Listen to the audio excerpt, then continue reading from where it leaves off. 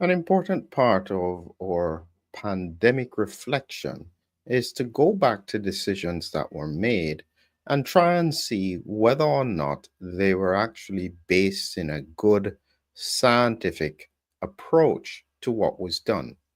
Many people don't want to acknowledge that a lot of the actions that happened around the pandemic were based around two things: a poor understanding of the science of severe COVID 19 and fear. And they were afraid because they didn't understand. And so the first thing to acknowledge is that there was poor understanding. And even with that, though, there were some very obvious things, especially with regards to kids, which is where I'm going to be focusing on a Denmark study with regards to adolescent teens. And this study was healthcare use in 12 to 18-year-old adolescents vaccinated against COVID, SARS-CoV-2 versus unvaccinated in a national register based Danish cohort. Important to note that this study was published in January, but it's locked. You can't get access to it unless you're going to pay. And so I'm using another study, which I'll come to in a little bit, based around the same cohort of kids. This is the kind of study that we need to be able to try and understand whether or not the right thing was done. Some people find it inconvenient to ask these questions, but if we don't ask them, there's a very good chance that if something similar occurred again, the same mistakes would be made. This is part of our learning. And so when we reflect carefully on who was at risk for severe COVID 19, if you can remember all the way back to 2020, it certainly wasn't kids. It was older people, high risk comorbidities. Hypertension stood out as one of the main ones, diabetes, kidney disease. Obesity was a contributing factor to slightly younger people, and eventually interferon autoantibodies was another big factor. So, age was one of the biggest risks, and kids weren't really at significant risk. And the only reason they were locked up with the lockdown was to protect grandma from them giving it to her, not because anybody was concerned about them getting it. Just a reminder. So, therefore, why were they vaccinated? That was the question I asked at that point. I was saying, well, what are you doing? We using a new technology. They are at very low risk, if any.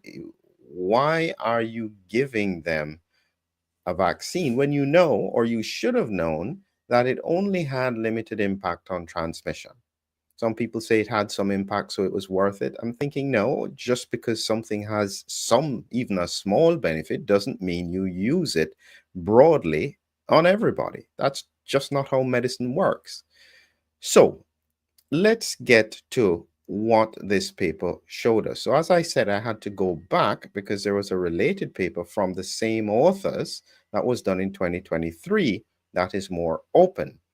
And this one was looking at symptom specific hospital contacts in 12 to 18 years old vaccinated against COVID 19, a Danish register based cohort. And so this was openly available, and this is why I was able to look at it in far much more detail. And they were specifically following 12 to 18-year-olds in Denmark, looking specifically at the Pfizer vaccine, the BNT 162b2 COVID 19 vaccine. And they were comparing the vaccinated to the unvaccinated.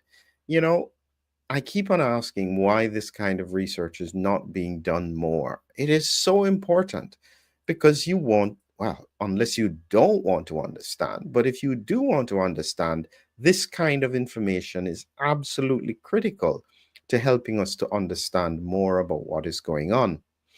So they looked at a short period of time, about 6 months, where this was between May and September.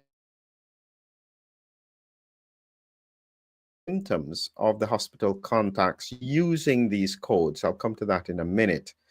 And what they found when they looked at the cohort, monitoring them for 6 months, they found that unspecific cognition symptoms may be important to monitor in vaccinated girls, and likewise throat and chest pain in vaccinated boys within the first months post vaccination. I'll come to the details on that in just a minute. But the first question, as I said, is were they an appropriate cohort to target in the first place with regards to the vaccine? And the paper does ask that question as well. It has it here. In healthy adolescents, SARS CoV 2 infection is predominantly mild or asymptomatic. Thus, the need for vaccination at an individual level is debated. They did mention, however, that severe illness may occur in adolescents with an underlying medical disease. That's a very reasonable argument. If somebody has a comorbidity, whatever their age, it's reasonable to consider that they could have been vaccinated. Now, it's important to note many people um, are looking at what happened then based on what we know now. But at that time, there was still a lot of fear. And so many of the actions that existed at that time were based around a limited understanding of the science. However, as I said, we had enough data that we knew that the kids were not really at high risk. So I never could understand why they were then put as a target in order to vaccinate them. But that's just my opinion. The This study was a large study. They looked at about 100,000 kids in Denmark. And the majority of them, when you looked at the numbers, I think the majority of them were Danish in terms of their citizenship. This is what it looks like here. So Danish was 92.8% of them were Danish. Um, this is the unvaccinated versus the vaccinated group. Um, and most of them, they were almost equal between boys and girls. And they broke it down based on their educational levels, their annual family income, and so on. And you can see that the vaccinated cohort, 41% of them were in the higher income family groups. And all of these things probably fit in with the fact that that was where the push mainly occurred at that time. So it's valuable information that they found. Now, when we look in more detail at what happened in terms of the outcomes of what they noted, and I've got a table here that will help you to see a little bit more about what they did, what they looked at. Here is the diagnosis with boys. They looked at the first section, 0 to 56 days after their second vaccine dose. Anything that is above this line here, this dotted line, means that it's higher in the vaccinated cohort. Anything below that means that it is higher or lower in the vaccinated cohort. So in boys, in that 56 days, they were more likely to have a cough and some pain in the throat and the chest. Now, they've highlighted in this that this could have been related to the myocarditis or pericarditis as being a symptom, which was much more frequent in boys than in girls. A lot more had a fever, not surprising, and a number had some fatigue. And what stands out in the boys is enlarged lymph nodes. This was significantly increased in the context of the second vaccine dose. It was one of the things that we had noticed, hypermetabolic lymphadenopathy, where the lymph nodes light up, and people who were having cancer screening with a PET scan couldn't have it within 3 months because it would confuse the diagnosis as to whether or not they had cancer spread. So this was quite a significant thing, and it has gone under the radar, the significance of it. But we will. It's another thing that needs to be better understood. The other point that they had was they had nausea and vomiting here, and I'll go through the ICD codes in just a little bit. And for girls, the standout thing here was syncope in the first 56 days. They were more likely to have fainting episodes. And beyond 57 to 182 days, the standout problem was dizziness and giddiness, really significantly higher in the girls. You'll notice that many of the other things like pelvic pain, skin rashes, cough is lower in the vaccinated cohort. There's no clear reason why that is the case. And this is where I talk about the non-specific effects with regards to the vaccines. And this is why you have to be careful, because we don't fully understand, one, why it causes these things, and is it just a short-term issue or a longer-term issue that we're looking at. So when we look at the breakdown for the ICD codes for what happened with girls, and ICD codes are symptoms or diagnostic codes. So it just makes it easier when you're doing an analysis of what has happened across a large cohort of people. If they have a code, it's easier to then put them in buckets. And so you know whether or not somebody had a pneumonia, or if they had a UTI, or whether or not they had a heart attack. Each one has a different code. And the code that stood out here with regards to girls specifically was the ICD 10 code R41.8, which means other and unspecified symptoms and signs involving cognitive functions and awareness. And it usually means when a person is just having a problem with thinking, memory, but there's no specific diagnosis like dementia or delirium or a psychiatric disorder. They're just a little bit foggy in their brain. And this is sometimes what we get described with people who have long COVID type symptoms. And when you break it down even further for the vaccinated girls in the days 57 to 182, trouble concentrating, difficulty finding words, minor memory lapses, alterations in awareness, feeling a bit out of it, mild confusion, slower mental processing, feeling mentally fatigued, struggling with mental multitasking. And you have to remember that these symptoms are not just random symptoms. These are symptoms that were enough for them to seek help from the medical system. This is why it got coded. So they would have gone to either their clinic or their doctor saying that they have got these symptoms. What is going on? And it wasn't just a minor change, it was a significant change. And based on some of the research that I'm looking at around what happens in long COVID, and I'll be talking about this soon, I really am beginning to zone in on the fact that it seems to be primarily brain stem related disease. That's the connection between the brain and the spinal cord. That area is the brain stem. And any inflammatory processes affecting that can have a wide range of cognitive symptoms. And this is why I think that that is so important. For the boys, it was a little bit different. Their primary ICD code, R11, was nausea and vomiting. And it is really to classify complaints, as we said, nausea and or vomiting, isolated or combined with no specific disease. So they haven't got a diagnosis of appendicitis, which has a different code, or food poisoning, which has a different code. And so it's just generally nausea and vomiting with no specific cause that was determined. Could be stress related, functional. We don't consider it to be necessarily very serious. And again, it's a question, well, why would they have more of these symptoms? One of the lessons that I've learned from a clinical point of view, don't ignore anything. Even if it doesn't seem to make sense, we should understand what is the mechanism. Why would it occur?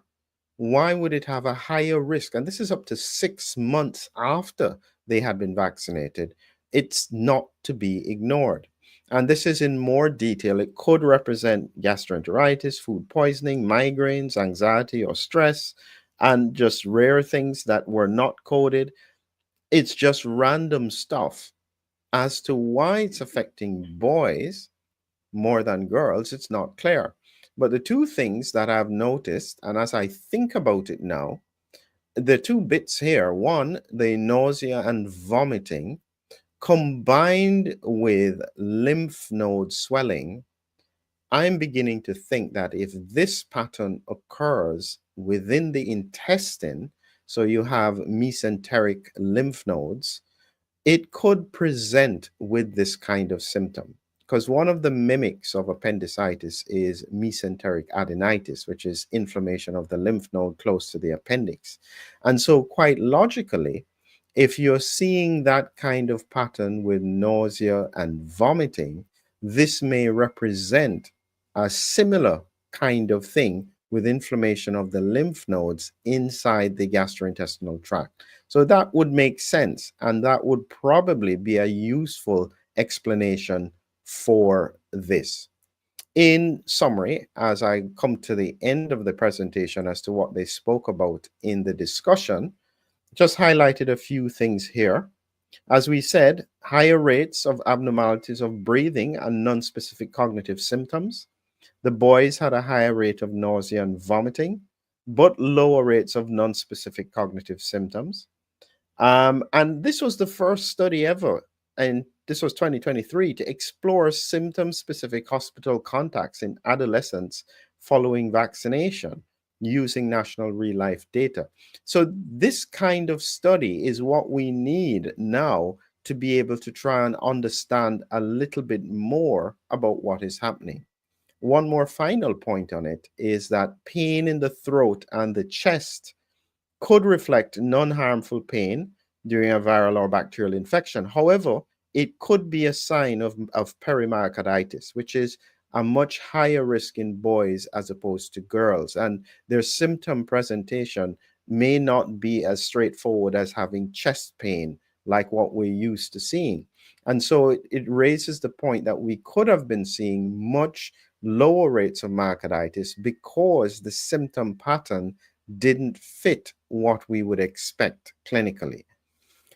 The overall point is that, from my perspective, it appears that if healthy young adolescents with no comorbidities were at extremely low risk of severe COVID-19, none of them got hospitalized. None of that big cohort of over 100,000 kids were either hospitalized or died from COVID. How do you justify putting them in the line? Because in effect, what you're saying is that the only thing that can happen is that they have no issues from the intervention, because they're limited. The benefit is so slight, if any, that it means you have to have gotten it perfectly in order for you not to be doing harm. I can't understand the thinking, quite truthfully. And in time, I'm sure the scientific community will have to justify if we find out that there are longer term issues that these children would get that could be linked in the future with regards to vaccination. How they will justify that scientifically, I understand what we've seen with the studies and the risk support around multi-systemic inflammatory response. But as I said, that risk is so low. In 100,000 kids in Denmark, literally none of them were hospitalized, whether they were vaccinated or unvaccinated. That is extremely important for us to reflect on. There are many challenges to come in time, but we still have to ask the hard questions. And we have to go beyond just the papers showing us all the wonderful things and look long term at some of the hidden issues that are not so easy to find. Thank you.